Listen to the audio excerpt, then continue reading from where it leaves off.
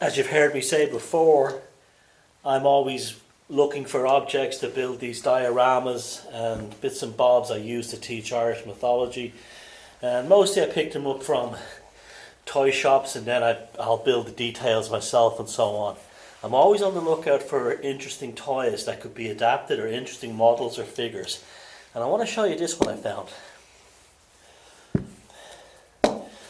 Picked it up in a junk pile somewhere, and I was immediately struck by how useful he would be as a druid.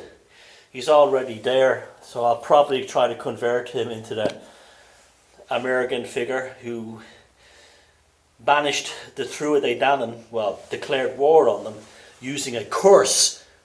And this curse was delivered through the form of poetry and satire, which is true magic. Now, immediately you can see the potential here for him, but I was intrigued by this toy. Who is this? What is this? And I looked online, and well, on the bottom it said here it was a Burger King toy from 1997. So therefore it was a novelty toy, a promotional toy from Burger King. I got two of them actually, and I picked them both up for 50 cents each. Now, it had this strange switch on the back, and I didn't know what it was. So I did a bit of investigation, and what I found out was it's Rasputin from the Disney animated movie Anastasia, which I haven't seen. Now, I'm a big fan of Rasputin. He's a completely misunderstood character, and he was the only peasant who got anywhere near those Prussian aristocrats, and they were Prussians, the Romanovs. If you look at my film From Prussia with Blood, I will show you that the influence of the Romanovs the Prussians in just about every European royal family, they're all interbred into Prussian aristocratic bloodlines. But this dude here, Rasputin, as he's portrayed in the cartoon, well, the real guy was the only one to get anywhere near them, and he was portrayed as a monster, as this evil person. In reality, he lived as a peasant.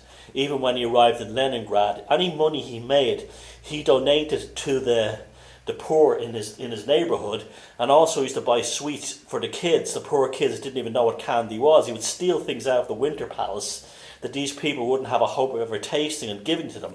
He was a true egalitarian, and he was portrayed as this wicked, vile monster by the aristocrats because he used magic. He used magic to level it out with them. And there was a tremendous psychic deterioration within the Romanov court. Look at the link below and you will see this at this time. And they were getting very involved in things like magic and seances and witchcraft themselves, but they didn't have the psychological capacity to control it, shall we say, and eventually tore their psyches apart. So in comes this guy Rasputin, and he heals the son of haemophilia and wins the trust of the Tsarina Alexandria, and he was probably banging her too, because there was one point where he stood outside the Winter Palace exposing his genitals and saying, this is what really rules Mother Russia.